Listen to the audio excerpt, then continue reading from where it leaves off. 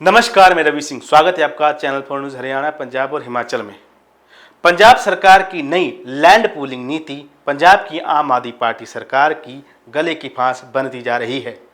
इसका किसान भी विरोध कर रहे हैं और इसे 3 कृषि काले कानूनों के बराबर समझा जा रहा है। वहीं आम आदमी पार्टी में भी इसको लेकर आवाज उठने लगी है।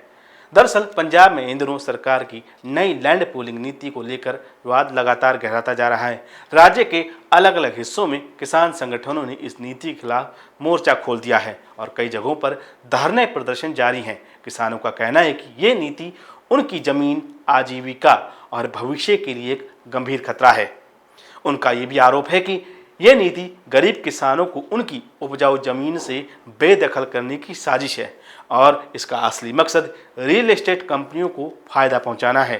सरकार की ये योजना कहती है कि जिन किसानों की जमीनें विकास परियोजनाओं में ली जाएंगी, उनके बदले उन्हें उसी जमीन पर विकसित प्लॉट वापस दे दी जाएंगे। लेकिन किसान संगठनों को इस पर भरोसा नहीं है।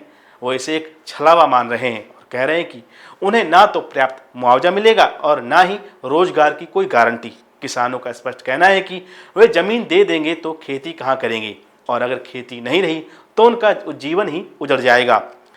इस विरोध की आवाज अब सिर्फ खेतों और सड़कों तक सीमित नहीं रही, बल्कि राजनीति के गलियारों में भी इसकी गूंज सुनाई देने लगी है। मोगा जिले से आम आदमी पार्टी के वरिष्ठ नेता और जिला योजना बोर्ड के चेयरमैन हरमनजीत सिंह बराड़ दीदारेवाला ने इस नीति के खिलाफ खुलकर आवाज उठाई है और अपने पद से इस्तीफा दे दिया है। उन्होंने अपने सोशल मीडिया पोस्ट के जरिए सरकार को चेताया है कि ये नीति किसानों के हित में नहीं है।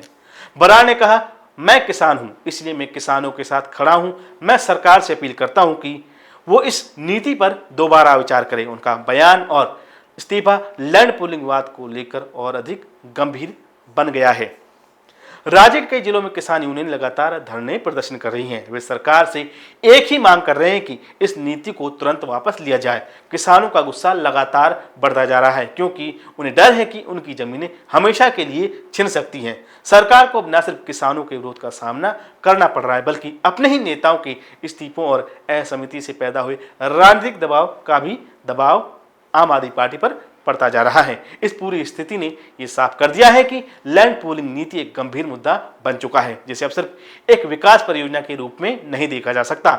यह सवाल किसानों के भविष्य, हक और आत्मनिर्भरता से जुड़ा है। अगर सरकार इस पर जल्द और संवेदनशील निर्णय नहीं लेती तो ये बात आने वाले समय में राजनीतिक संकट के रूप में खड़ा हो सकता है और ऐसा भी हो सकता है कि पंजाब के किसान आम आदमी पार्टी सरकार को उखाड़ फेंकें, क्योंकि जब पंजाब को लेकर 3 कृषि कानून आए थे तो किसानों ने बहुत बड़ा आंदोलन किया था। कहीं ऐसा ना हो फिर से आम आदमी पार्टी सरकार को इतने ही बड़े आंदोलन का सामना करना पड़े। डॉक्टर ऑर्थो, अब दर्द भी घुटने टेकेगा।